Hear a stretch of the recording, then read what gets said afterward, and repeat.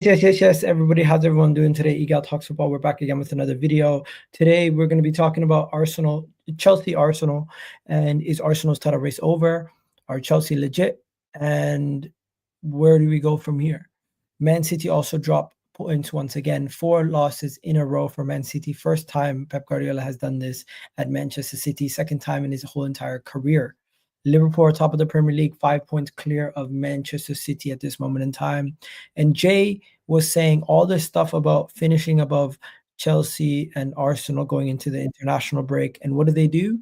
They pull a Spursy move and lose to Ipswich at home. Yes, Jay, I am talking to you. So I'm going to get started with Rack in the building. Liverpool's top of the table. He's enjoying himself. Looks like he just came from the gym, all happy and ready to go. As we got Vator, he doesn't look that happy. He looks like he's sitting in the dark today. Team losing, nothing positive to go about. I don't know about Ahmed. I don't know how he's feeling. I feel like Chelsea should be kind of happy with the performance they put in today and very proud of their team. Overall, from my perspective, Arsenal, to me, it almost feels like an Arsenal loss. And I would say Chelsea, they feel very proud about, a lot of Chelsea fans feel happy about their performance. And then finally, guys, Jay, put your camera on, please, because you were on every single show talking about Ipswich is a win, and Arsenal and Chelsea. One second. Arsenal and Chelsea. Whoa. Hey, JJ, please. Let me just get my point across, and you can interject. Go on again. You were on every show stating that this is a big week for you, and you need this moral victory. You need this moral victory. You need your team to have some respect on their name, because they've been getting insulted by Chelsea, Arsenal, Man United fans, and you just needed this moral victory. So and Tottenham were going to finish above Chelsea and Arsenal in the top 4 this weekend. All they needed to do was beat Ipswich, and you couldn't even do that. Yeah, good synopsis. Yeah, I feel like you worked on that before you came on the stream. That definitely, that definitely wasn't one. Listen, Igal, it's funny. I don't need to work on it. I have your tape. Right. You want me to hear it from your own mouth? Let's do that. Why not? Why not? One second. Let's hear it again. This game, knowing that whichever team, like if you draw, we're above both of you. If one of you lose, we're above the team that loses. Yeah, this is really big for me, because both of these clubs and fan bases have been calling my team rubbish. And you are rubbish. Yes, deservedly so. You know what's funny, Gal? Yeah, before you guys cook us some more, there's only 3 times this season. Yeah, 3 times this season I've basically said that the Spurs are going to win the game. Like, out of all the streams and there's 3 times when basically I've said, no, of course we're not going to lose. Of course we're going to do it. One was against Crystal Palace. Once was against Ipswich. And the other one was actually Arsenal at home when you had those injuries. But I just, listen. You can't believe in these guys. Bro, you know what it is? It's not even that I can't believe. The bar that I hold my club to when I want to say something spicy is so low. It's like, oh, Crystal Palace haven't got a win this season. Okay, we're not going to lose to Palace, and we lose. Oh, Ipswich haven't got a win this season. We're not going to lose to Ipswich, and we lose. I honestly think I was even taking into account us being Spursy and setting the bar so low. Literally saying, hey, this team hasn't won a game this season. Yeah, it's okay for me to say we're going to beat them. Like, that's literally, that's the whole bar that I've done for Tottenham this season. And even still, they keep letting me down. I told you, you're Robin Hood. Bro, no, there's Robin Hood and there's... That's not what you said. You said someone else last week. Peter Pan. Yeah, you did. He said fucking Guy Fawkes or some shit. I don't Peter Pan. Guys, I got it wrong, but the point still stands. The sentiment was right. Yeah, the sentiment was right. I agree. Listen, and like you guys can like I'm tired. Like honestly, I'm tired. It's we're 11 games in, and I'm tired. I'm tired, and the reason I'm tired is because when I came into the season, I didn't envisage Tottenham being 10th. Yeah, so whatever Jedi mind tricks I want to do to like flip and to try and justify and Any copium? Copium, yes, excellent, Igal. You've got all the words. Amazing when it comes to Tottenham slander. Igal always is able to find the right words. He's one of the great orators of YouTube football. Oh my God, he's peak Obama when it comes to slagging off Spurs. But the point I just want to say is that listen, I often try and defend my team and stuff like that, and I often try and with Spurs we don't win trophies, so it's very difficult for me to even get involved too much in banter. I really think I'm quite careful. Like I genuinely think I am actually quite careful with the stuff I say and how much I hype the team. And I actually can't believe, that basically all I said was we're gonna beat Ipswich and we're not gonna lose to Crystal Palace. And my club managed to actually lose both games. Don't forget the North London derby. Yeah, the North London derby. I gave Arsenal respect because I was like, oh, Arsenal without. What was it? Who did you have missing? You had no Rice, no Odegaard, no Marino. Yeah, so basically Arsenal had so they had their whole midfield out. I was like, okay, we're not going to win this game. We're not going to lose to Arsenal with their entire first choice midfield out. And we lost. So all this is telling me is expectation and stuff. Like the team just, man, like, you know what? I'm just keeping my powder dry and stuff like that. To keep one second, one more thing. To keep my analogies going, I'm gonna take something out of Julie Chen's playbook from Big Brother. For fuck's sake, you go. Right? With Tottenham, expect the unexpected. Oh, thank you, Gal. No, but the thing is, who's Julie Chen? The host of Big Brother USA. See, man, you see what I mean, bro? What a random. See what I mean? Like, great show. I don't even know Big Brother. If you don't know, you're missing out. The show's been going on since 2001. It's one of the best shows. I personally, we know Big Brother. It's just like a very random kind of Big Brother USA and Big Brother USA and Big Brother UK is two completely different ball games. One is an actual mental, physical competition. The other one is a popularity contest between the viewers. Okay, yeah, they're slightly different. Listen, before I pass this around the panel, like the only saving grace that Spurs have is that this is a very competitive league, and outside of the top 2-3 teams, everyone else is much of a muchness.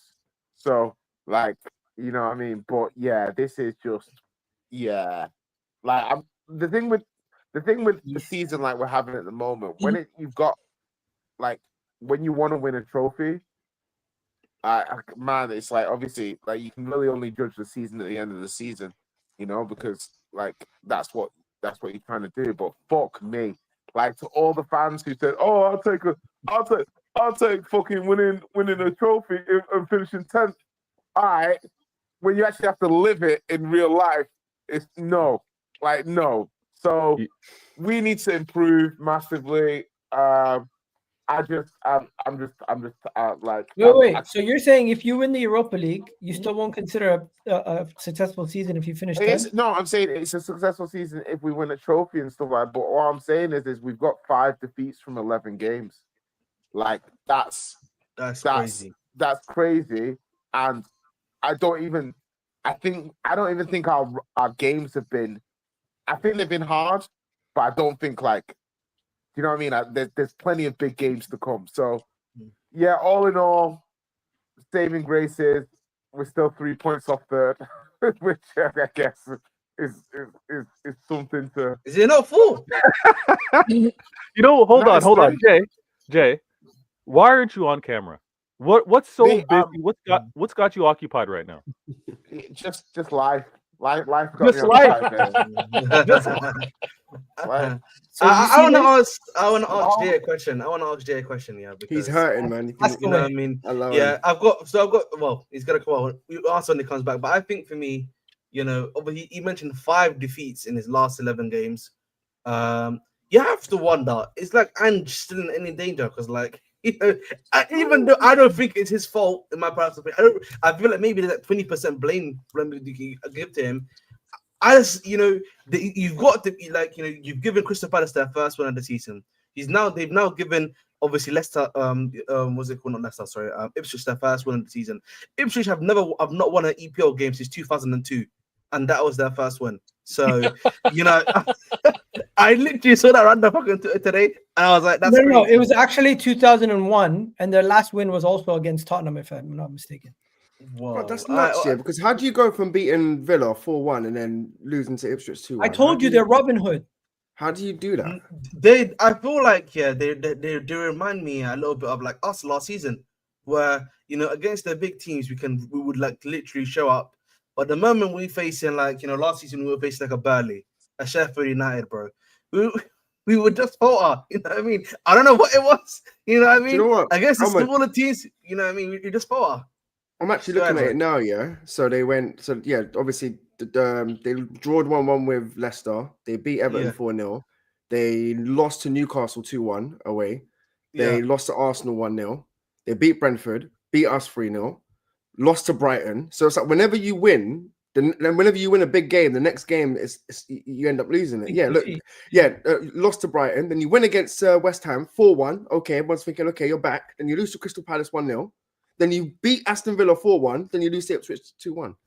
It's just like one game you're performing and you're battering. Sometimes maybe good, sometimes maybe shit. It might literally, innit? It might just be a player mentality thing, bro. You know what I mean? Sometimes, bro, you know, are these players mentally ready to go into each game, like, you know, with the right, you know, like what I mean, final kind of thing. You know what I mean? Yeah, with the right head on sometimes, and I think that might be a big part to play, at least with them, in my personal opinion, because, you know, you look at the team. I just don't understand how you lose 2-1. Listen, Ipswich is a good side. I won't even like discredit them. I think they play really good football, but like, you have the better quality. You have the system that creates the most chances. Like, what's going on? Jay, what's going on? You haven't brought him up. Where is he? Oh yeah, but Ahmed, you know you've got your countdown. You still got your countdown on your screen. The Ahmed. countdown's still going on. Oh my god! I don't know why. I saw it on the comment and then I saw it. My bad. 1 second, Rack. Why are you sharing your screen? I'm just the transformation since Salah's had his hair sorted. His transformation. I was lining up, Miguel, but you've jumped the gun. We're in the middle of cooking Jay, and now you've just like spoiled my surprise. Yeah. Like he looked like Turkey's doing wonders, man. Turkey's doing wonders. We'll come back to that. Sorry. Yeah. I was gonna say he looked like Sideshow Bob, but yeah, that's, you know what, like you're going through the games there, mate, and it is great analysis. It's the Tottenham. Was it like the spirit of Tottenham? Like the thing about Chiellini and Conte and all these mans who say these mean-spirited things about Tottenham, yeah, like obviously there's an element of truth to what they say, because you know, like, okay. No. Listen, my thing has never been that the guys, when these managers and people say these things, it doesn't make sense. It's always been the timing and the intent, the deflection, the nature of why they're saying it, rather than what they're actually saying. Like, so when I'm looking at this, I cannot critique the fact that our players do not like to play under pressure. Like they do not. Like, and they are much better when they play without expectation. And it's just like people looking at the manager and stuff like that. London thing. My issue today, a big issue that I've got today is that the like that's 10 out of that 11. You could argue is our first 11. Rewind. Oh my god, he missed the penalty. That's crazy. Do you know what I mean? So in the background. It was Jay. He's having a pity party right now, man. You know, he's going for a little. I know. Bro, we lost at home. We lost at home to Ipswich. What, like, the only thing you can do after that is serious Okay. Let me let out the internal clip. reflection. 1 second. Let me let out the clip. And hard First things drugs. first. Anyway. Ange Postecoglou. What? Ange Postecoglou should be called Ange Postecoglou no clue, because you guys concede first goals every single game. How is it that you set up the game plan and every single game you concede the first goal? Number one. Number two, Dragusin is useless. The guy concedes a goal versus. I'm not sure why it goes unleashing the from an clip. error, and then concedes another goal versus Ipswich from an error. Then let's continue. These guys overrate all their players. Let's talk about the Suns. So you got Madison. What happened with him? We don't know. He's still trying to get Hutchinson's t-shirt. Then you got Son himself. Where's Son? He's the captain. He's the leader. He's one of the older guys in the team. He should be stepping up. Then you got Brendan Johnson. Brendan Johnson is also another one of the Suns, and he got sunned again. This is a guy who was having a good couple performances on a row. He's been having a good couple months, but he couldn't perform versus Ipswich. And then finally, Jay, my real question is, you got another question? Okay, yeah. My final point is is it that Ange Postecoglou is not good enough as a manager to solve all the problems, or is it your club just doesn't have the ambition to get players that are actually of the level to get you guys? Right, okay, so listen, like my thing is Spurs have won 7 out of 8 games this season at home, smashed a lot of teams. Like That's a good record at home. Yeah, that's what I'm saying. There's no like, what do you mean the club what ambition do we need to beat Ipswich at home? Like what ambitious players do we need to? Like I'm so confused. Like this is what I don't like. You know what it is? It's like you don't know. It's not that I don't know. It's Ipswich are capable of doing this. Yeah, like they've had moments and had some decent performances, but I'm always like, why is it Tottenham?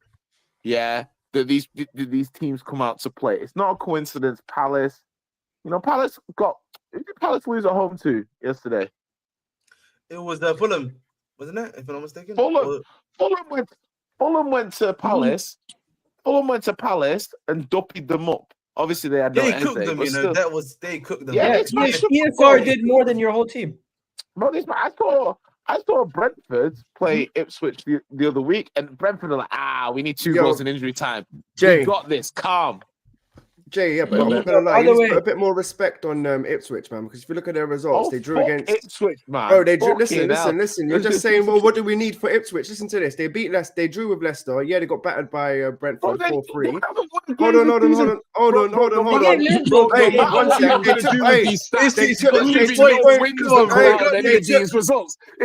took points. They drew. All right, we're their first win. They took points off of Brighton. So, do you know what I mean? They win a game, though, bro. No, and we're Tottenham. One second. Is everyone done? I'm just basically saying, Is anyone else want to say, or should we move on? Because I want to make one final point. Yeah, I want to make one final point. Yeah, and this is the final point I'm just gonna make quickly. Yeah, I don't think a lot of the stuff that we're saying is on Ange. I'll be genuinely serious. Like I just feel the players they just have aren't good. That's what it comes down to for me. I think Madison at Spurs has, like, I don't know, I feel like the decline is the right word maybe to use of him. He's not really looked good. He had a great start, not been good from ever since, really. Son, aging player, you know what I mean? Brennan Johnson, he's actually been performing quite well. I can't even hate on Brennan Johnson, actually, as of recently. He's actually been one of the few guys that's been actually performing. But the point I'm making is that a lot of the players they have aren't just good enough. They're not the level. That's what it comes down to. Yo, you guys are a bad mind. Just because we drew to Chelsea doesn't mean I can't laugh about. But I'll be honest, man. I'll be honest, bro. You were saying you're gonna beat me, so like Yeah. You know what? Answer that question. One second. We're not gonna jump the gun because I think that's a decent 20 minutes on Spurs. So Now I would like to bring another person to the table. Vator, if you can please come to the bench and let us know what took place versus Brighton. Because if I'm not mistaken, a certain fan base told me, down to 10 men versus Bournemouth, down to 10 men versus Brighton. Arsenal need to give them a game and still win. But 11 men versus Bournemouth, you lost. 11 men versus Brighton with the lead, by the way, you lost. And I just want to know what's going on. You've lost 4 games on the bounce. You lost to Sporting, and we didn't see you on that last show. Unfortunately, you couldn't make it. And did you also lose to Tottenham? No, you couldn't have. You lost to Tottenham also. In the League Cup, Pep Guardiola is going through 4 water bottles a match. If you guys haven't seen what he's been up to lately, but yeah, talk to me, Vader. What's going on? Yeah, I mean, first and foremost, wait.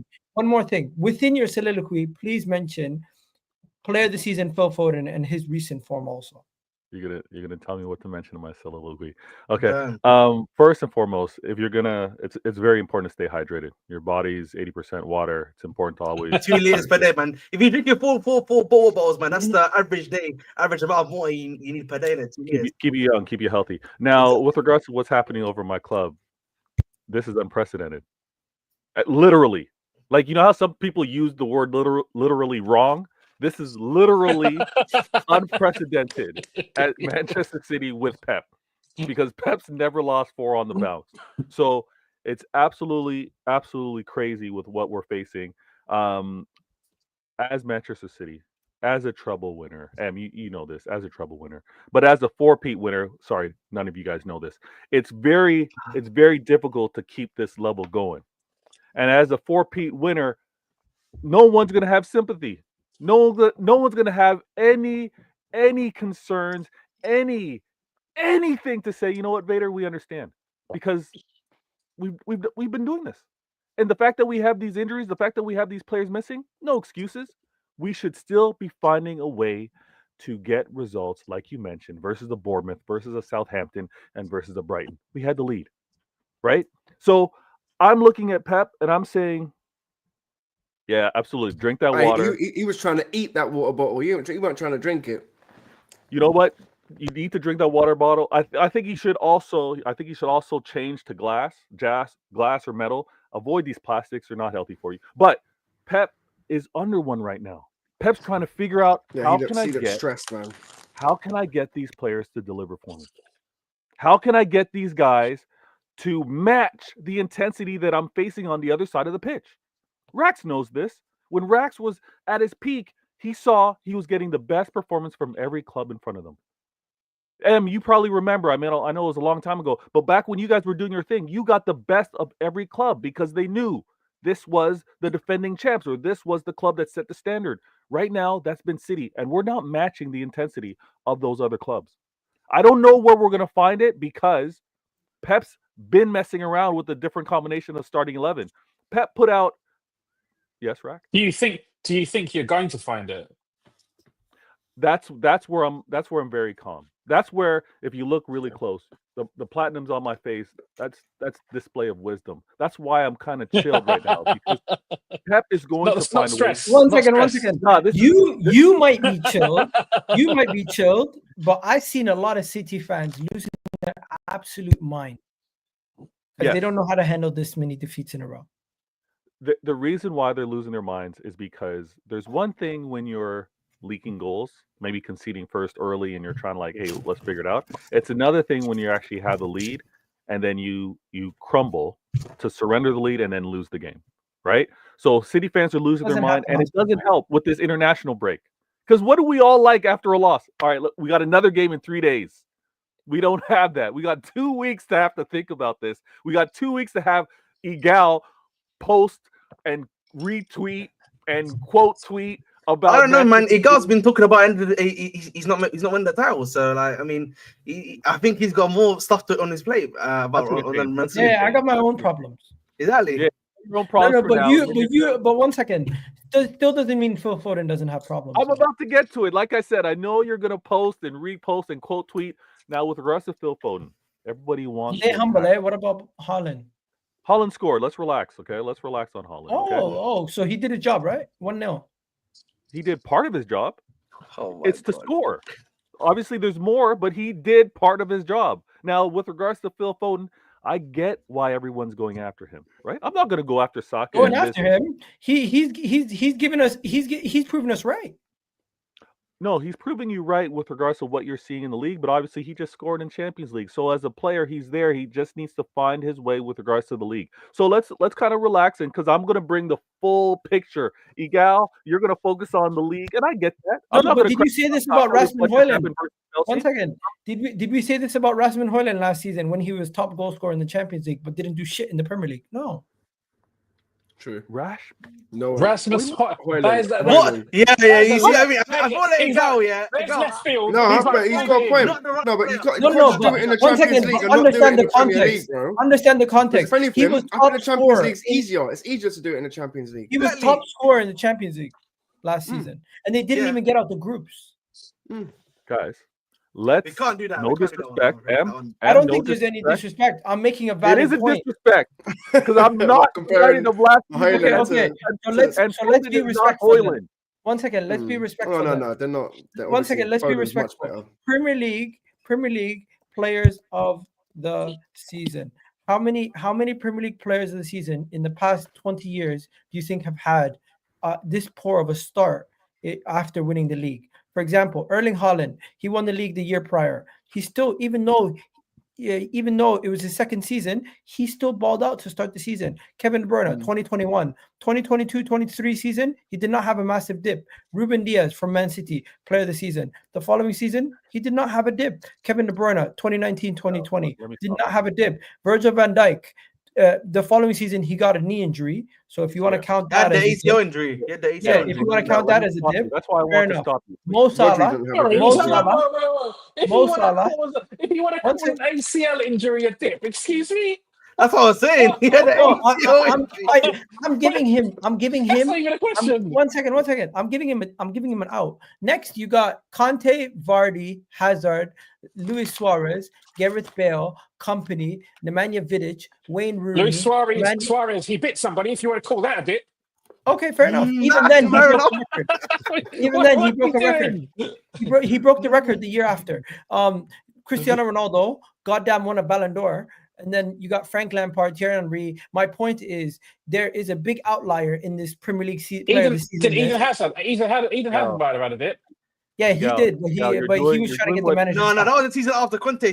Yeah, too. Miguel, Conte you're was doing like, what all He the was other decent. Arsenal. No. My point content is, creators do. from the list of previous Premier League players of the seasons, he stands out as the person who is not on the level as the rest of them. And Well, Erling this is Haaland, like Erling all Haaland winning it, Arsenal- Kevin De Bruyne winning it, I understand. Even if Rodri would have won it last year, I would have understood. Look- But he didn't even get nominated. Phil Foden should not be on this No, list. here- Phil Foden should okay, not here- have won Player of the Year or PFA Player of the Year. He won it because he's a system player, and in that You system, need to let this go. You're a hurt Arsenal What are fan you with regards to doing? Phil Foden. Let it go. It was last season. Stop talking about he did not deserve it last season. He absolutely did. Now this He did deserve it season, last the season, thing yeah. that you're doing, Did he deserve it last season? no, he Yes, he didn't. did. Relax. The thing that There's the a thing reason that why you're now Rodri is the doing- Ballon d'Or candidate and won it. Okay, I can have multiple conversations. If we want to talk about Rodri, Rodri had the entire season to look what he did club and country. That's why he got Ballon d'Or. When it comes down to Foden, he did not do it for club and country. That's why it only fell to player of the season. Now, I'm also going to address this because every Arsenal fan creator suffers of this. They always do it prematurely.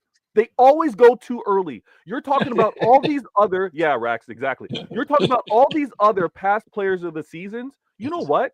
Let's reflect on whether they flopped or not when the season's over.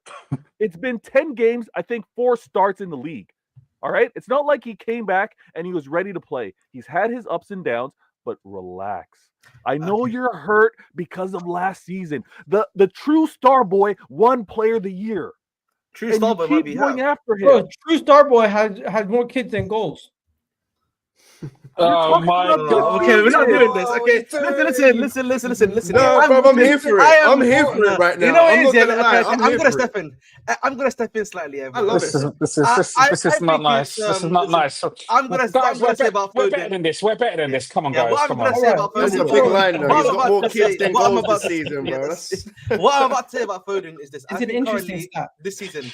What I'm about to say about Foden is this. This season, I don't think he's obviously had a good start to the season. I think that's fair to say. I think you would agree with that, Vator. I agree right? with that. And, 100%. and I think for me, I think Good doctor. my issue with Foden, I would argue, is that I think the expectations, I don't know what the expectations are about. If you ask the average fan, if you were to ask Igal, Rack, myself, I think a lot of the time we are expecting this guy to be producing big numbers, right? Because he's one of the best players, arguably for England, one of the best players for your team. And when you're hearing KDB's out, you're thinking, We've got Phill Foden. This is the guy that's meant to be doing the job. So I think for me, that's what I think a lot of people are looking at Foden to do, and he's just not doing it currently. All fair. Currently, he's not doing it. Yeah, and this is what's happening. Igal's got to do this now. He's got to go after him now. Because I remember when he did this 2 seasons ago when Foden had his ankle injury and he wasn't performing up to snuff. And guess what he did? He won Player of the Season. So Igal's got to go after him. Arsenal fans have to go after Phill Foden because it's been this Saka and Foden thing. So I get it. Take your shots now. Take them now. I'll be real though. I want to start this Foden because this Foden talk I think it's a little bit unnecessary because we need to get to the real hard issue here. All right, let's get to the harder issue. And the real hard issue is, obviously you've lost quite a few games in a row, and I think for me, what is going wrong and what needs to be fixed for you guys to be back in it? That's the question. Okay. All right. That's what we need to be. That's what we need to know. Bridge Nation brings up a very good point. He brings everything centered. We're actually talking ball. All right. No, but why'd you lose? Yeah. Yeah. So we'll talk about because again, you have to know what the problem is to be able to fix it, right? Exactly. You don't call a mechanic to work on your car when you don't even know what the problem is. You got to know what the problem is, all right? Okay. The analogies. Let's go. The mechanic finds the problem. Well, you can also take your car to the mechanic and say, "Hey, I have engine problem." He'll tell you exactly what's wrong with the engine. No, but you can be like, "I've got a problem with my car." Yeah, but then he might charge you more because you don't have the Why are we talking about mechanics? Yeah, exactly. Why are we talking about mechanics? Oh, basically they're saying you could get scammed, so be careful. Yes. All right, so there's no scamming here. I actually tell you what's wrong. I'll tell you exactly what's wrong with over at Manchester. I'm gonna get some water. Yeah, get some water. Probably get a pen and paper because the list is long. The list is long with what's wrong over at Manchester City. Okay, and please don't take any slight by this, guys. The success over at Manchester City has been really, really high. Something that none of you guys have ever seen before. Literally. I'm using that word properly again. None of you have seen this level of success before. Let's get to the issues. I'm getting. I know. Sorry, I know that hurt. You have to start like that. No. Because we haven't won the 4P. That's it. We've won three titles in a row. I know you did. I know you did. We've won 2 trebles, I think. And we've won the Champions League. I know. Yeah, don't get any emotions. Okay. I'm content. Guys, it's okay. I'm content. Yeah, it's okay. You've won 2 Champions Leagues. I've only won 1. There's things that some of us have seen and some of us haven't seen. All right. But I just want to point this out. Pep trying to get these players motivated is a challenge in itself. A manager trying to get a 5-peat, damn near impossible. We've never seen it before. He's got that to deal with. He's got excellent players that have delivered for us that have not been available due to injury or maybe not being in form. All right. He's got to deal with that.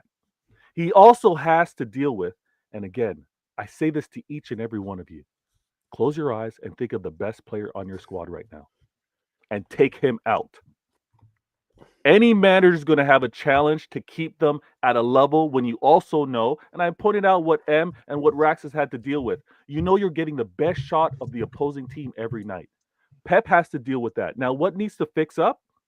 And I'm not talking about spending cash. Sorry, Chelsea fans. It's not about go out and get some more players. I'm not talking that. I'm talking about Pep's got to find the right 11. And it starts with the midfield because we are getting ran through.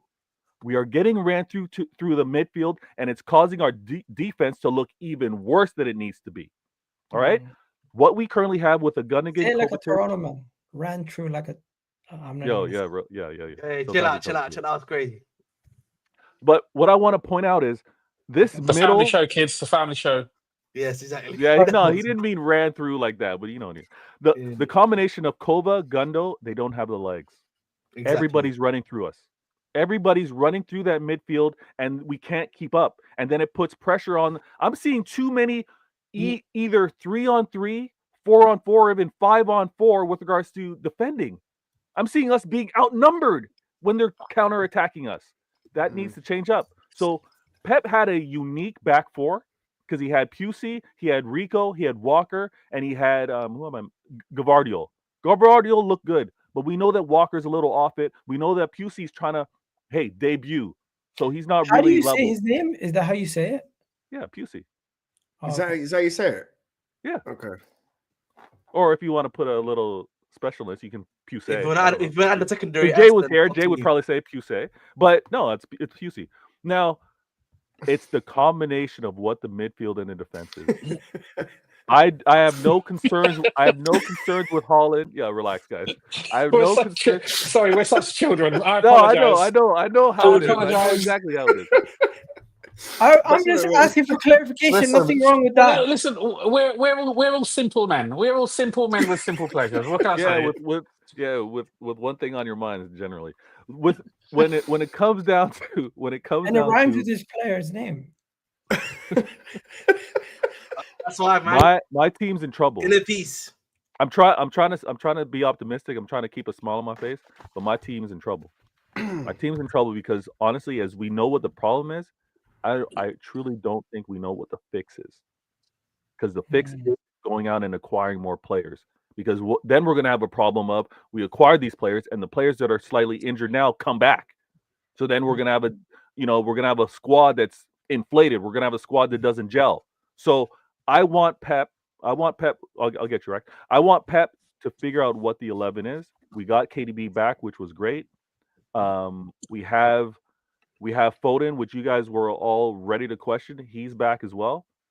And my expectation is whoever you decide for that 6 to be, cool, Pep. But I need my midfield to have Foden and KDB. I need the trusted, tried and true guys that have done it for us before in that midfield with someone who's going to be defensive-minded, not like Rodri. It's impossible to get another Rodri, but we need somebody with legs to play that role.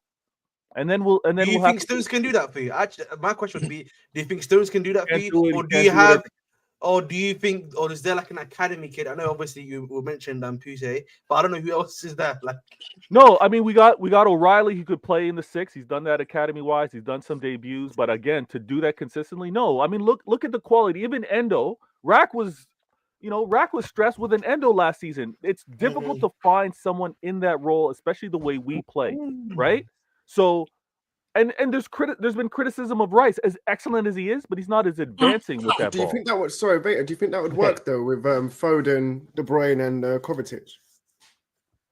My problem is that'll be too attacking. Whoever plays in that 6 role, I need someone that's going to be more of a holding, someone that's going to sniff things out because KDB and Foden are advancing. Mm-hmm. And then on top of that, I got a first-year Savinho. Who, as much as great as he is in terms of attacking creativity, I still need this guy to track back. I need him to put in a shift like Saka. As great as he can be in that final third, I need you tracking back. Because this double pivot, inverted defender, whether it's going to be on the left side or right side, and I saw it this game. Everybody was clowning or talking about Walker. He's out of position. Look at all that space he gave Matoma. But the thing is, we played inverted, so he's got to tuck in. And tactically, it made sense to have him out wide. Right? Have Matoma out wide to draw us because Rico Lewis was inverted because we needed help in the midfield. That's what Pep has to fix. Sorry, so Vader. So there's 2 things you mentioned. First, about bringing players in, and the dilemma you would then have is if when your players get fit, then you may have a slightly bloated squad. I appreciate that, but I think it's fair to say that City are entering a period, which Liverpool also in at the moment, where you're coming towards the end of your cycle, at least with some of these players. Like some of them are, like KDB, for example, like Virgil van Dijk, like Mohamed Salah, or whatever. Maybe there's a little bit of time left in them, but they're closer to the end of their careers, at least with Man City, than the start of their careers.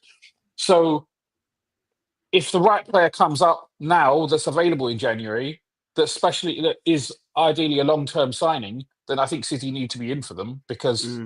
You should be recruiting for 6 months. You should be recruiting for 3, 4, 5 years. I would very much agree with you. I would very much agree with you. However, I don't think there's been great history of January signings being in that category. That long-term fix from a January signing. Also, we know how. Again, you guys clown City all the time. Again, we don't. Even if you're going for a loan, One second. There is No. though. Didn't you get Van Dijk and Ruben Diaz, both of you guys, in January? No, No. Van Dijk came in. Van Dijk came in January, but you got the other guy, the French That was guy. What's only his name? because it was No, delayed. didn't Ruben Diaz come in Actually, January? I think we signed he Bruno came in summer. January as well. 1 second. Didn't Yeah, Ruben no- Diaz come in January? Yes or No, no? no, Ruben Diaz. No, Ruben Diaz didn't come in January. It was the When other did he guy, come? the guy who went to Saudi Arabia. What's his name? The French guy. Laporte. Aymeric Laporte. Laporte came came in in. January. But anyway, that's by the he by, didn't because work everyone can pick out certain signings that were successful. I'm talking and certain signings that were traditionally. failures, Yeah, I'm talking about. But yeah. But you know what it is though, right? But just because it is a January signing, that's not enough to rule it out. If the player's available, then the player's available, and you should go for them. I think you'd If the agree. player's available, we should go for him. The funny thing is, a lot of us are going to be in the market for the same type of player, right? The fact that many true. City fans are talking about Zubamendi, that was on many Liverpool's fans' list in terms of player, right? There's going to be a lot of us going after the same thing. And again, the impact of what this cycle is right now, City in the form they happen to be, Liverpool being in the form that they are Arsenal still hovering around there.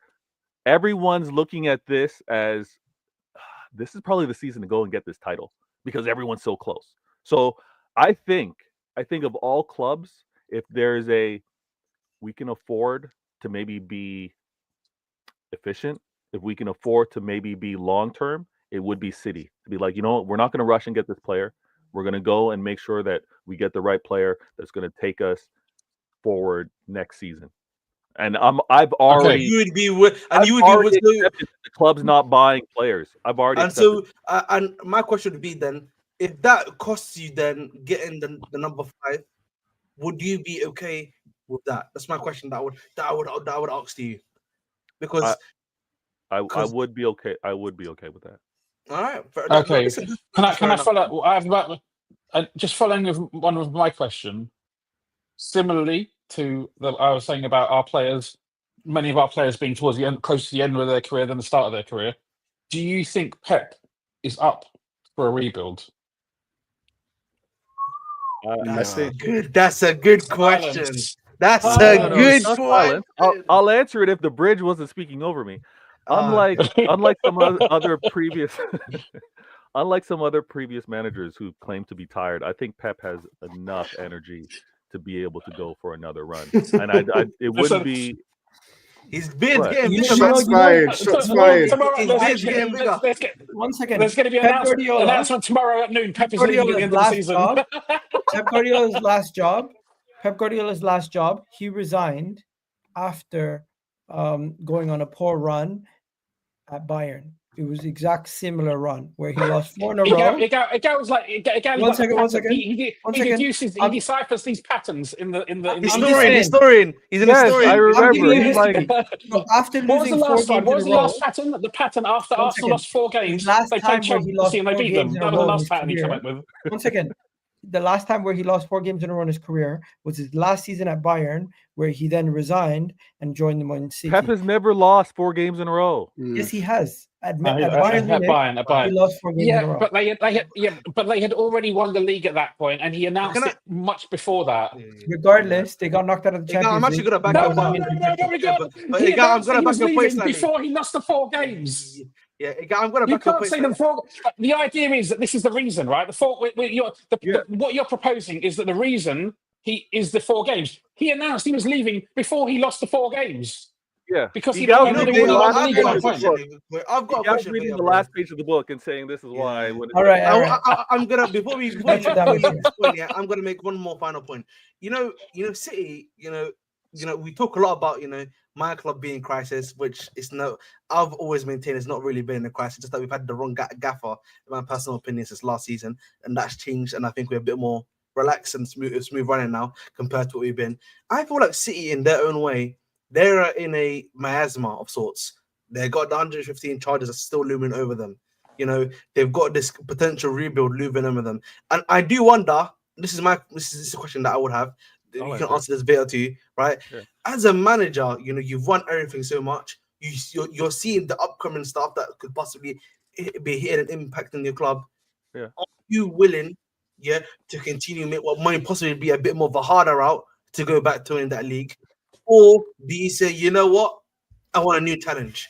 And I Yo, think for me, Vator, sorry, I want to add one more question, just so you can answer all in one as well. Straight after you, Ahmed. Go on, bro. Carry on. no, but that's the point I'm making. Like, you know what I mean?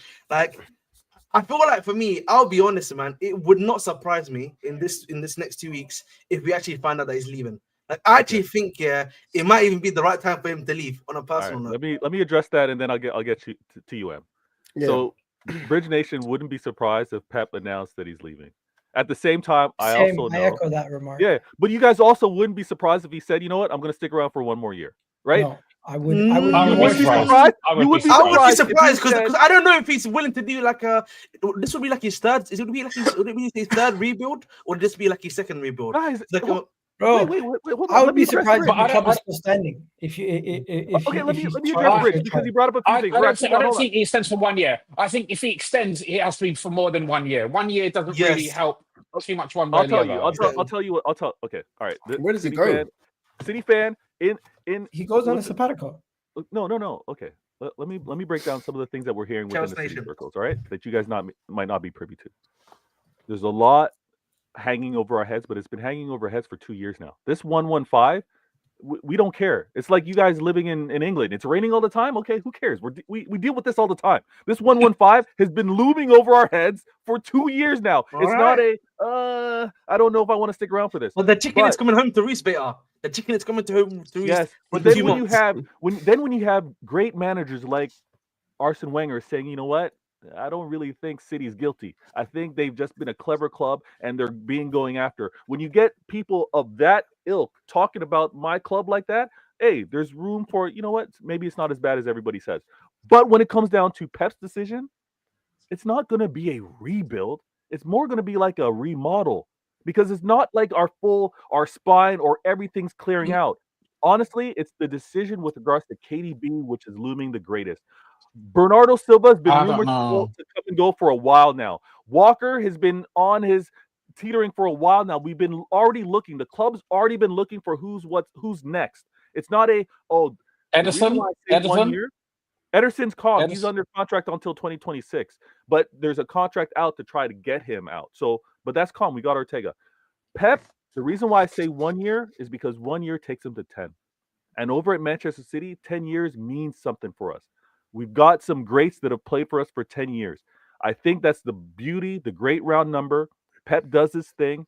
If we happen to lose this year, I don't think Pep ends on a loss, is in my opinion. Winners like that, no disrespect, guys, but winners like Pep, they don't like that, I'm going to go out on a loss. No disrespect. Pep left a club much closer to his heart in Barcelona on a loss. Yes. Pep also has never stayed anywhere longer than he has at Manchester City. So why doesn't he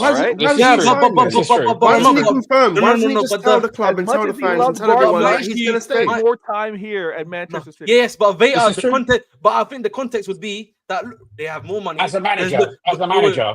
He was there as a player throughout his whole career before that. Then as the B team manager, then the first team manager. But the thing is, Barcelona a long time.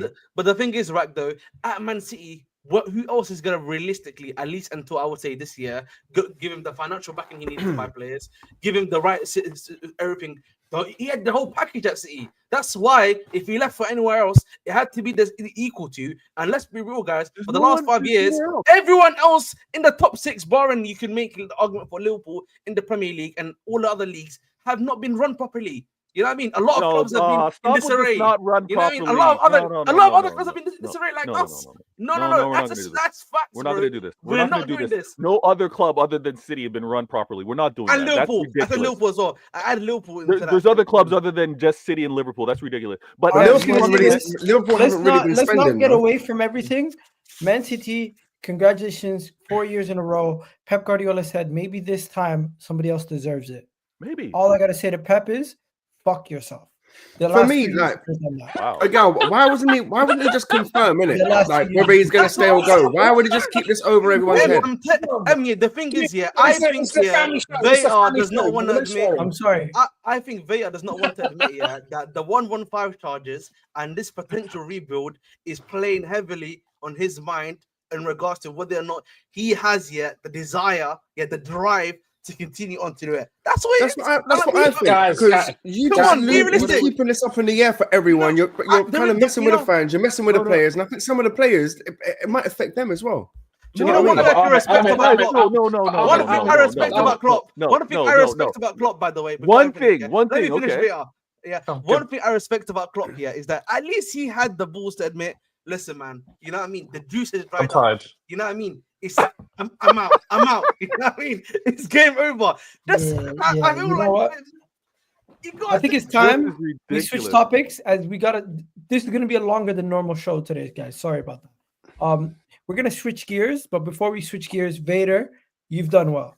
You handled the smoke, and you. It was a good run. It was a good. Oh, are you closing this on Pep's tenure, or is this just this section? No, I'm just saying you done well on today's show. You done well. Overall, you answered majority of our questions. We still got to talk about Man City. Manchester United. We still got to talk about Man United, Liverpool, and of course Arsenal, Chelsea. But before we go any further, can we quickly just gloss over Manchester United with M, and then everyone else can just. I'll be super quick, man. Yeah, because let's be honest, man, there's not too much to talk about. Bruno is back to his best. I think Amad Diallo is probably like one of my most likable Manchester United players I've seen in a year. Appreciate that. Just very likable.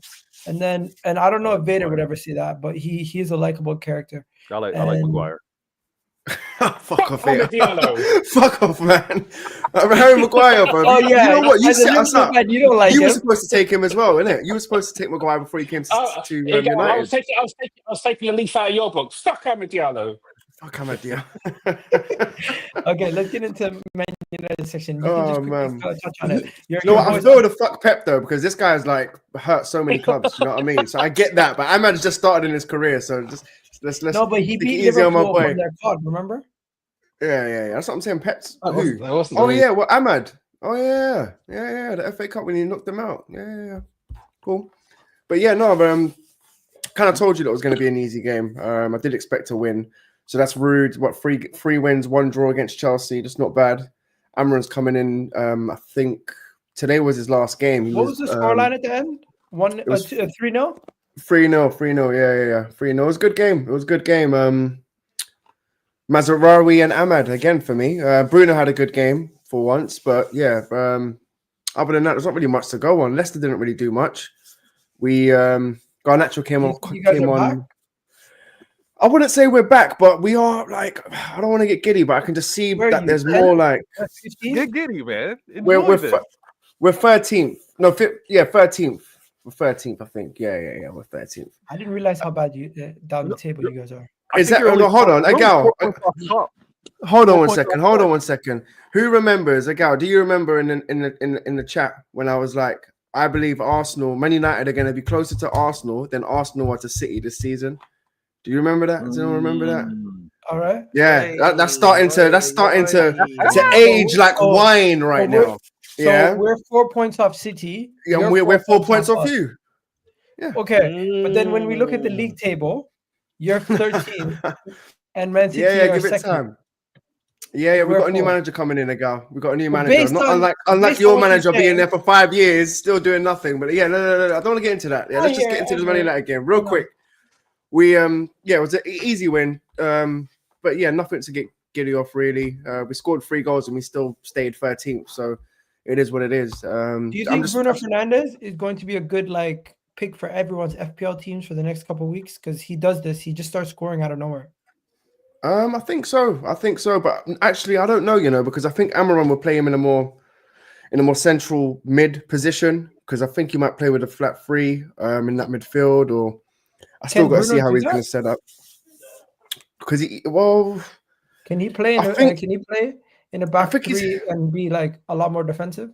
Because he plays with a striker and then the kind of like 2 wide forwards. So I don't think Bruno can play that. Is it 3-4-3 or is it 3-5-2? It's like a 3-4-3. It's a 3-4-3. 2 inside 10. 3-4-3. Yeah, it's a 3-4-3, but he'll play with the 2 inside 10. Chelsea did under Tuchel. Yes. Similar, No, it's very similar. Our 3-4-3 was we didn't play inside 10s. We said played. You played the flat. You played the flat 4 in the middle, innit? Yeah, and then you had the 3, and then you had the wingers actually playing as that wide forward. Exactly. Yes. Yeah, so I don't think Bruno would be able to do that. So I think we'll just play him in that centre mid position. So I wouldn't go straight away putting him into your I'm very fantasy interested team. to see what happens with Garnacho and Rashford under Same. what's it called? I'm worried about Rashford. I'm worried about Rashford. Rashford's time at United. I've said I thought his last season was last season, but this season it might be the one. I'll be real with you, bro. I will take Rashford at Arsenal in a heartbeat. All right, man. That's good. You know, like it's just I don't know where's the best position for him because even out wide, I just feel like he's struggling a bit. And I kind of do miss the Rashford that gets in front of goal because I don't see him getting in front of goal much. He's always just cutting in and he tries to do that same cross to the back post. Is it a confidence getting quite predictable. Oh, I don't know. He's the top runner at our club. He's been there he's been there for a long time. I think he's 20. He's been there for a decade now. You guys don't rate players. Look at Scott McTominay for Napoli. He's killing it. All right. Come on.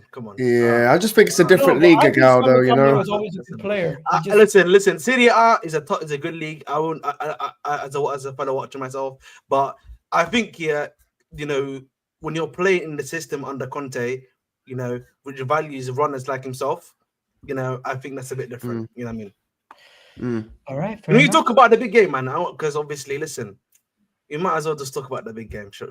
Yeah. Let's go into it, man. All right. Let's talk about the big game or the big club. Which one? Rock, let me just give Rock his moment to talk about Mo Salah. Talk to me, Rock. What are you saying? Oh yeah, go on, bro. Turkey. Look at this. What an amazing transformation. As soon as he had the hair sorted out, he was back, man. Salah was back. 10 goals, 10 assists in season so far. Unprecedented numbers at this stage of the season. And he's been exceptional. Look, as a team, I think are you going to give him a new contract? That's the real question. I hope so. I hope that they work out with Virgil, Trent, and Salah. They're all vital for us. And it's fast approaching. It is fast approaching, but I think from what we hear, he wants to stay. From what we hear, Virgil wants to stay. Trent, I think, is looking a little bit more iffy, but let's see. But we're every challenge that's being presented to us right now, we're overcoming it, and long may it continue, man. Obviously, other teams are having their own issues, and Arsenal drawing today we increased the gap by 2 points. Like the last 2 weekends have been really, really good for us. Get that thing off my screen. Get that thing. I think it's a waste of time. And we are doing everything that we need to do right now. You don't think that was a penalty? And I just want to shout out one other guy apart from my man Mo Salah, Curtis Jones. He's got the same number of kids as he's got goals this season. Unlike some other attackers for some other top teams. No, not looking at you, Vator. And he was really good as well today. Yesterday. Yo, Rack, I read an interesting fact here that Liverpool spent 87 days top of the league last season, and still you finished third. I think you finished out of Liverpool, out of Man United and City. I mean Liverpool, City, and Arsenal. You spent the most time up there. I think 87 days. Wow. So, what do you reckon this season? Do you reckon you can get it over the line? I mean, look. Ultimately, the only thing that matters is whether you're there on the last day of the season, right? And I think the real question are you Arsenal? Like to be there all the time, top of the table in December. Once again, Liverpool do this. Liverpool have the most days at the top of the league come January to lose. Well, last season that was the case. No, actually, wow. I mean, mate. Last season, were you sure? The thing is, we all agree though that all the teams were within 2 or 3 points of each other, right? There was never really no team went 5, 6, 7 points clear of the other. So we're talking one result either way flips it. So that you, I know it sounds kind of damning when you look at it in that respect. But ultimately, towards the end of the season, we fell off. And I've got it here. Liverpool 87 days spent on the top of the Premier League. Arsenal spent 76 days top of the Premier League. Man City spent 76 days top of the Premier League. Spurs spent 26 days top of the Premier League. Oh, that's what I mean. I mean, like relatively speaking, they're not far from each other. And the best team won. I don't think anybody disagrees with that. But the only thing we can do is make sure that doesn't, or try our best to make sure that doesn't happen again this year. But All we I shall have to see. say is, Leandro Trossard, you have blood on your hands. You have blood on your hands. Yeah, that miss at the All end. right. So listen, if you're gonna talk about Chelsea and Man United, Arsenal, I might as well talk about it. I'm not happy actually about this game. You know, despite my own personal demeanor. I think for me personally in this game, I think we had a little bit of a bright start. I think in the game, to be honest, I thought for me personally, Madueke today, despite having one or two good passes towards the end of his exchange, was really poor. Nicholas Jackson today was very poor, and I think for me, I do think it was a wrong decision by the club to try to reorganize that Samuel Omoredion deal, because I really feel like we needed that guy in the team, because the way we play, at least this season, the amount of crosses we've had and everything like that, that guy would be eating breakfast, lunch, and dinner at this football club right now. But because we've got Nicholas Jackson, who's not that same archetype of striker, it's killing us. It's killing us a lot. And because also a lot of teams now have realized, that they've essentially realized Palmer's the key. Yeah, they've essentially done mid blocks on us, and it's now required our wingers to be direct 1v1 and put balls into the box, which I think the manager realized, that a lot of the sporting directors realized. The problem was we didn't buy someone in Samuel of a different archetype to do that. Now we do have obviously Mark Gui, but he's like a young guy, 17, 18 years old. He's not going to do shit. What about Nkuku?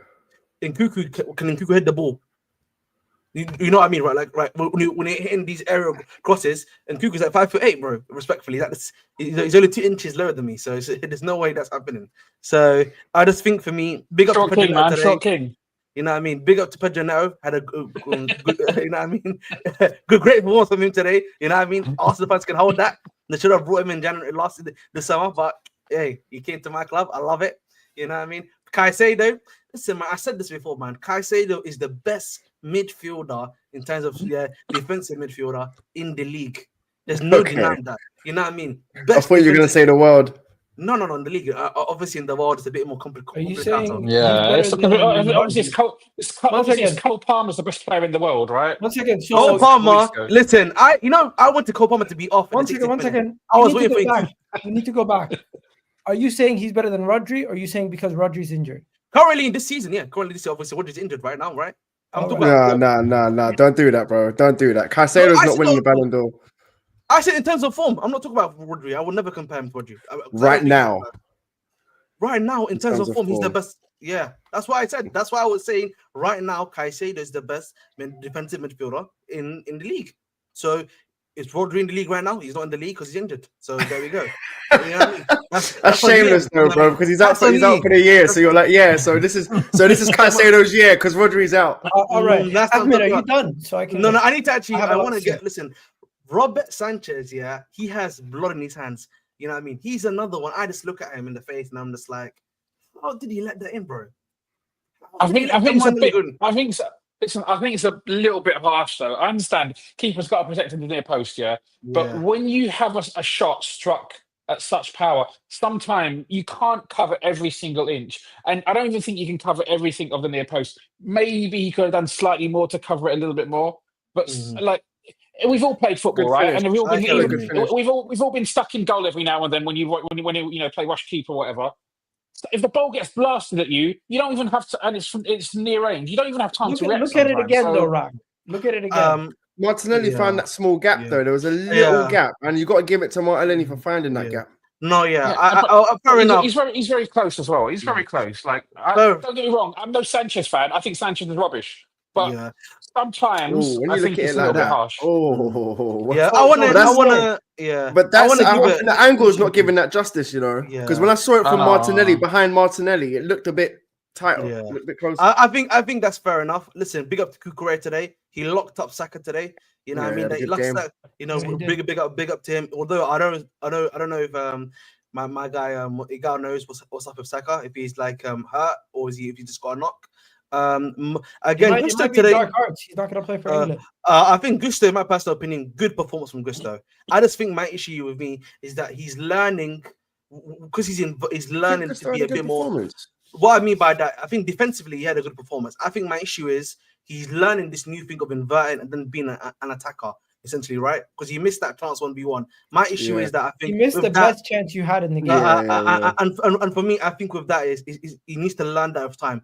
When he was at Lyon, he wasn't doing it. Was a crosser at Lyon. When he's come to us, it was being very defensive all season. So I think of this is a bit more about get more game time, get more training on the pitch with the manager to help you out of that, and I think he'll get better in that aspect. And then finally, I think Fofana today, solid game I think from him. And Colwill, I think my issue with Colwill today slightly was that, you know, I find in the big games he sometimes gets a bit too erratic a little bit at times, and there's moments that he does that. It needs to tranquilo, man, relax a little bit sometimes, man. He needs a bit more of an older head on his shoulder a little bit. That's what I would say. And Enzo Fernandez, good, you know, he helped us speed up. We let that bum get an assist. Listen, Enzo Fernandez, he helped speed up the ball. He helped speed up the pace of the game, which was needed desperately from my team. But the issue is, and this is what I told you fans a lot, the trade-off of having Enzo Fernandez in the team in the current setup is that, guess what happens, boys?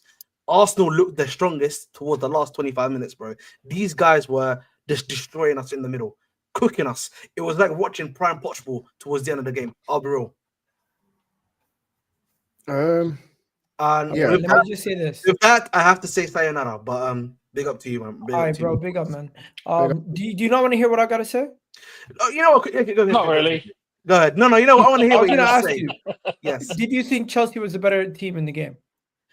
No, I think. Or did you think it was a 50-50 game? I think it was really quite even, but I think we had moments. If we were a bit more faster, a bit more implementing, I think we could have won that game. But I think it was really even, in my personal opinion. I think Arsenal had more chance, the better chances. We did a good job. Exactly, that's what I'm saying. Marino, they had that Marino chance where he just basically missed the ball. That was basically a 1-on-1. That was probably one of the best chances of the game as well. In general, we flattered to deceive, or whatever you call it. We were poor in our attacking phase. I felt like you guys were a lot more direct, a lot quicker, and easier to get at our goal. I thought Declan Rice, Caicedo had a better game than Declan Rice. I thought Declan Rice had a poor game. He has an actual broken toe, so he should. This is why he shouldn't have played, brother. Yeah, he shouldn't have played. I think the idea to play Declan Rice actually backfired, and Mikel Moreno coming on after the goal was because Declan Rice was unable to track the runner from that position, and Martinelli should have probably maybe helped out. Cole Palmer was cold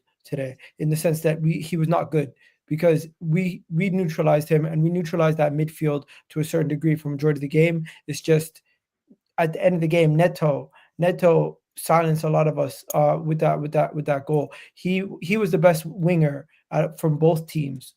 You spoke about Saka getting locked up. I agree with you. Cucurella did really well, but I think Pedro Neto was the best winger out of all the wingers on the pitch. Martinelli scored a goal, but Pedro Neto, in that moment, you needed someone to step up. He stepped up big time. Sanchez, I agree with you. He should have done better with the Martinelli goal, but at the same time, he didn't really mess you up this game. He didn't give away the ball too many times in dangerous areas. He didn't have his moments of lack of concentration. So in the grand scheme of things, that is fair. I thought Martin Odegaard was the best creator in the game. He created the most chances. He created 4 chances. That's more than everybody in the Arsenal team and everyone in the Chelsea team. And you can combine the two next third and second place players, and he still created less than they still created less than him. So it just goes to show you how much he was pulling the strings. That was a positive I can take away. And then the final thing is, bro, I'm annoyed because I felt like at the end of the game, we were showing that we were the better team, but for the full 90, it was quite close, and you guys showed that you guys have bridged the gap in quality, and with your performance today. Your performance today showed me that Arsenal and Chelsea, when you guys play at your best and we're underperforming, the quality is quite close. Where against Liverpool and against City, even when they were not playing at their best, you can still see that they were slightly better than you. And that to me is a statement. Is that an indictment on your team, bro? Because that's what I'm saying. You know, you have to question, guys. Yeah, like, listen, with all due respect, I think for us, we're still missing, for me, another centre back, in my personal opinion, to really like solidify that, in my honest opinion, and probably another different striker archetype. Just because I think Jackson plays a certain way, and that's a great option to have. But I want to have another option that's a bit more aerially dominant. as well. So who do you want out? Who do you need out to be able to bring those in?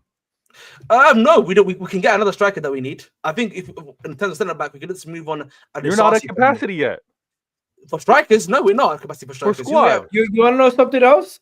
Ahmed, still. the Arsenal manager came I out think and Nkunku might need to leave.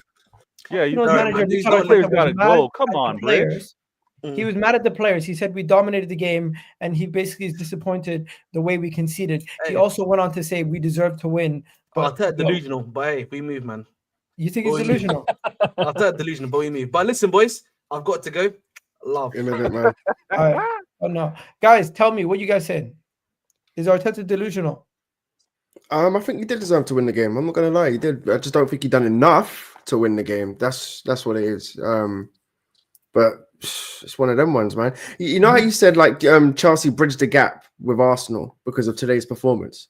Like we literally put in, like we the same performance that you had against Chelsea. We had that same performance against Chelsea last week, but we drew. So no, but when they played Man City and when they played Liverpool, you can still see the gap in quality in the performance. Where between Arsenal today, it looked like at times we were on same level. I feel like. But that's because of you lot. That's not because of Chelsea are that good. I just think you lot just underperformed and you lot are lacking something.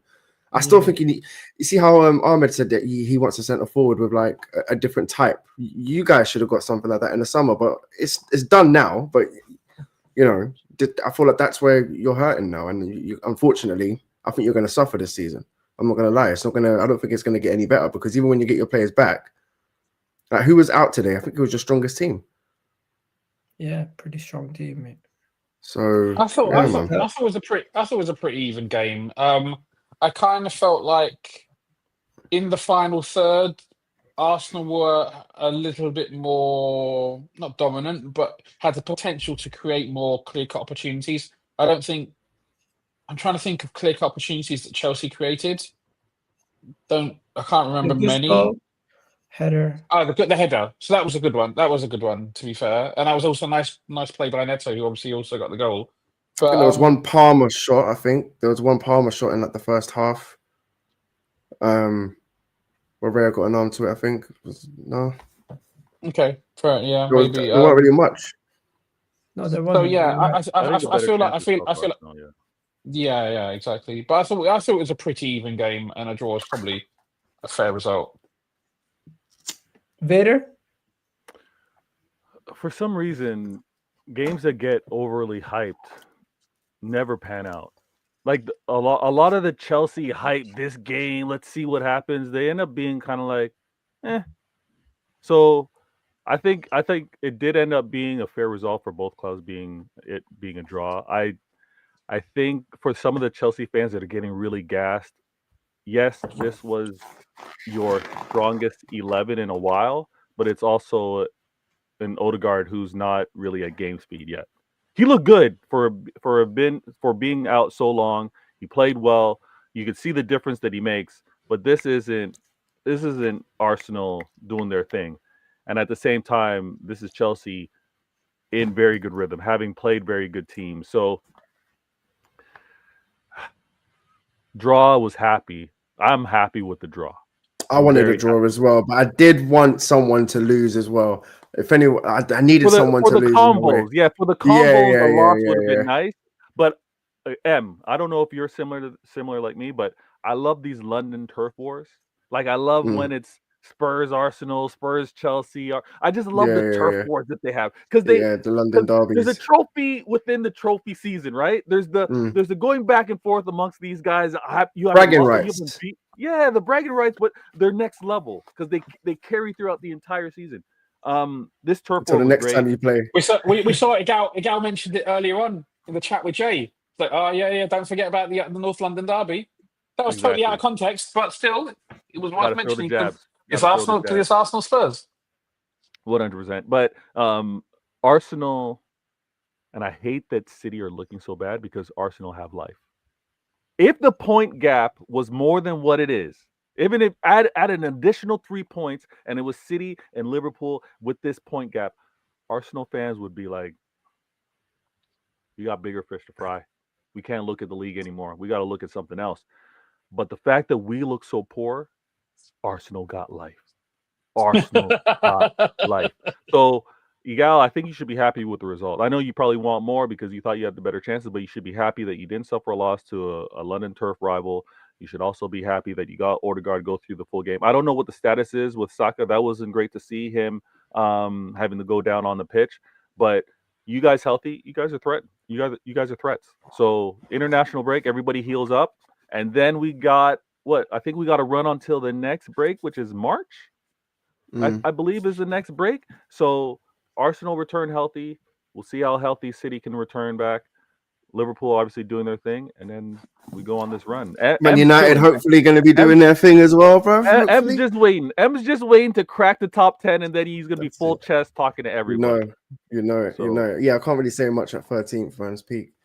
But we will be there.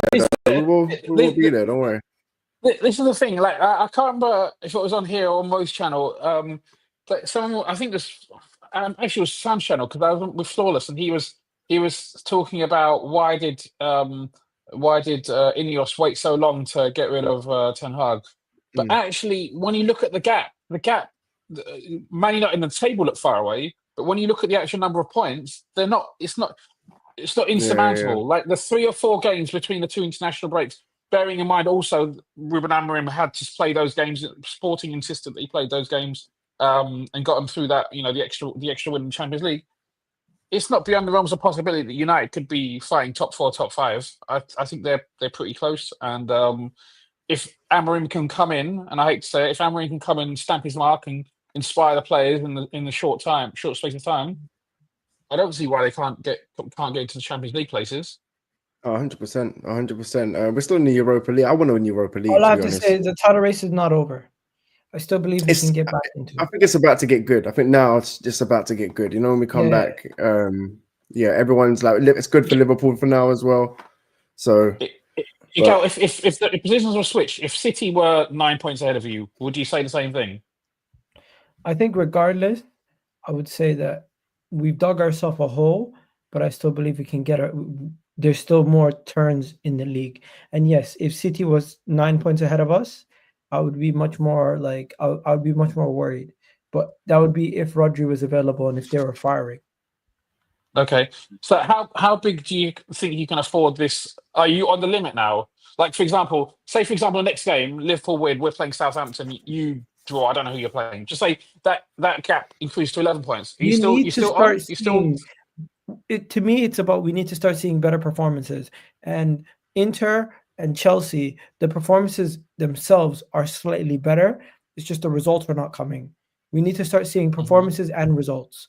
Where at the beginning of the season, we were seeing results, but not really the great performances. Now we're not getting neither at a certain point versus like Newcastle. And then now we're starting to get the performances, but not the results. I just need what I'm seeing and what it says at the end of the day to be the same before I can start.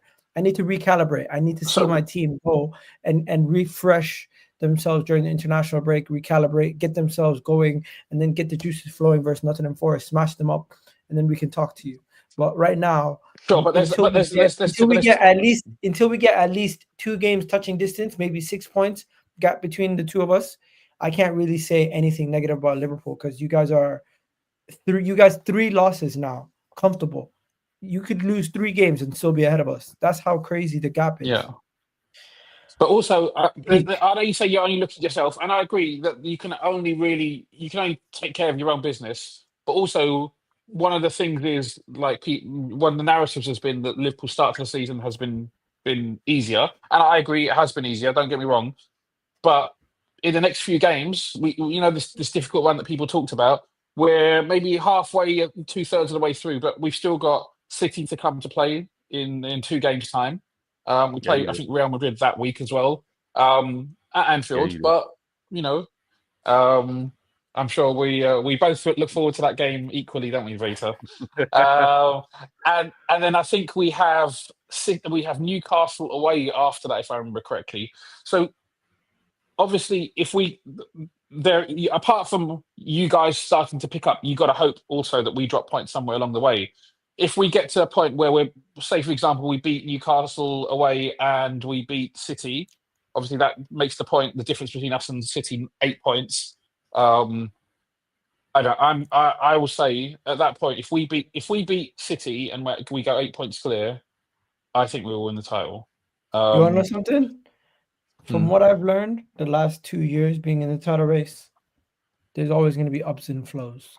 A team looks unbeatable right now will look like they can't buy a win in a couple weeks time, and then once they get that adversity, that's when you truly know what they're made out of. Right now, Arsenal and Man City at the same time are going through adversity. Liverpool looks unbeatable. We've been here before. Things can change. No, it's true. It's true. I don't know why Vader's looking at me like Igal's giving some conversation. No, he's talking about, because I said if we beat City, then I think we'll win the league. I'm going to say we'll win the league. That's what. Oh yeah, I think that as well. I think if you can keep up. Wait, we beat City last year and we still lost. No, but you see if that gap gets like 7-8 points, like I don't know. 3 games. But I will also say 8 points. And it's 3, but I think that coupled with the fact that City aren't looking great, and Vader, 2 seasons ago I was wrong. I said a similar thing. I said a similar thing. No, but you don't have to. But Vader, I remind you of it, so you don't have to worry about it. I remind you of it. You were wrong. So I was wrong. But one day maybe I'll be right. Who knows? Yeah, I mean, I'll say this. Let me say this real quick. Liverpool have only suffered 1 loss.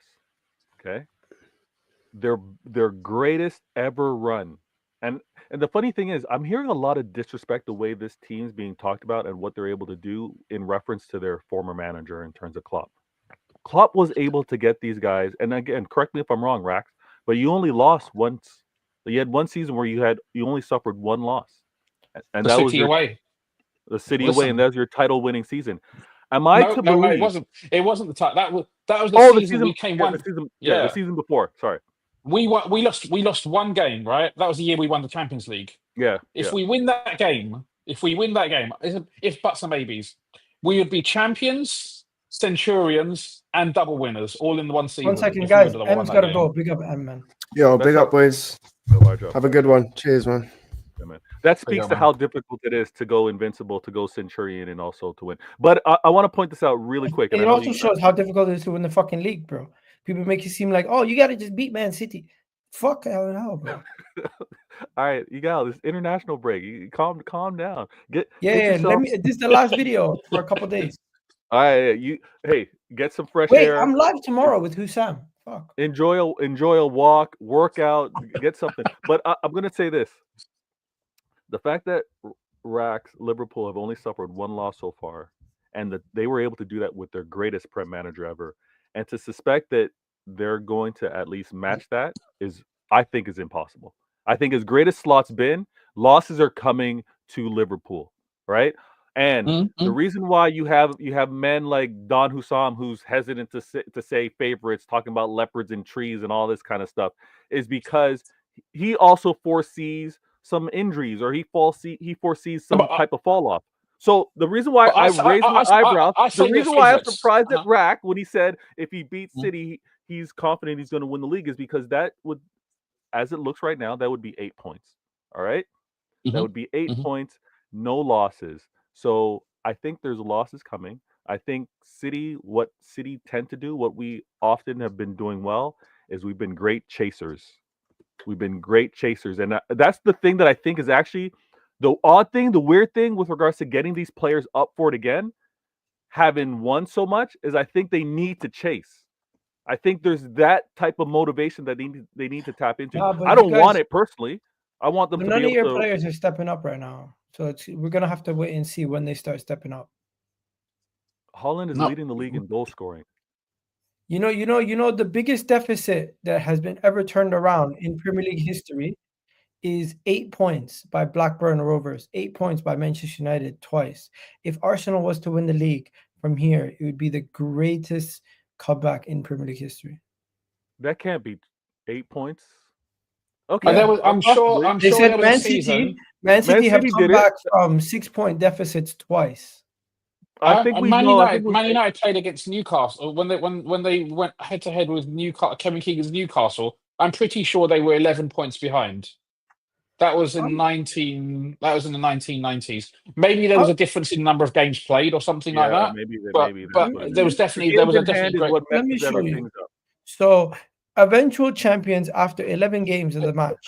What is this Arsenal propaganda? Why is Mikel Arteta in that So picture? after no, because Which this Arsenal? is not Arsenal First- propaganda. This is the Premier League website. So after 11 games, Why is Mikel Arteta's picture there? because he's the Arsenal manager. No, it's because of Egal's cookies. It's Egal's cookies on it. That's why. I'll be All back. right. So long story short, after 11 games, this is the thing that they're saying. Oh, It's okay. happened- After 11 it's games. happened- Okay, after 11 It's games. happened Yeah. 5 times. It's happened 5 times. Blackburn 8 points, Manchester United 8 points, Manchester United 8 points, Man City 6 points, and Man City 6 points. So, But the it's problem just is, basically telling you after 11 games, it doesn't mean shit. Yeah. But what I'm saying is that there have been bigger gaps that have been. This is the biggest gap. This is only over after a 11 specific games. number of games. Yeah, but 11 games. it's not like the greatest. It's not like the greatest comeback in history, right? Because I'm pretty sure, like I said, Man United were more than 10 points behind Newcastle when Kevin Keegan was the manager, and that was later in the season.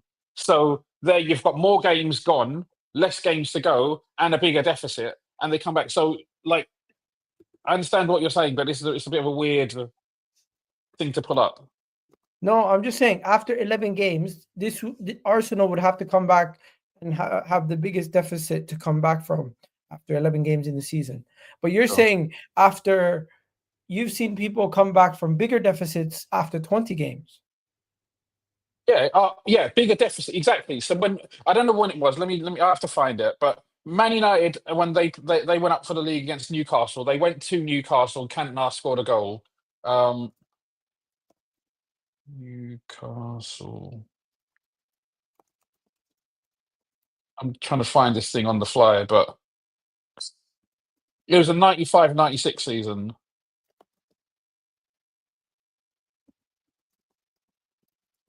Yeah, Newcastle Anyway, Newcastle we had can't 11 points or something. something like that. So that was a bigger deficit after more games. So they had less games to close that deficit, and they came back and won it. So that would be a greater feat, right? Because you've got less games and they got a bigger margin. Of course. I'm just saying after 11 games, this Arsenal can still win the league, but it would be the biggest points deficit overturned after 11 games. Sure. Anyways, we're gonna wrap it up here, guys. I think I've said enough. You guys have said enough, and we're out of here. Nothing more to be said. Catch you guys in the next video. Love for the love. And Vader, you got anything to say before we go? What up? You got anything to say before we go, Vader? I'm just gonna say this. Unprecedented. No, I would never say that. I respect him, former assistant manager. You know, he did his thing over here. I'm gonna say this real quick. Listen, this season and this title race is gonna be absolutely amazing. I think we're gonna see things we haven't seen. And I know some don't like competition. I like the fact that it's gonna be, can Slot do it? Can Arteta do it? Is Pep still have the energy? I like those storylines. I don't like when it's just a few clubs that are expected to do it. I love what we're about to see, and let's see who can get it done. Fun times. All right, you have a good one. Big up, everyone. Rack, catch you in the next one. Peace.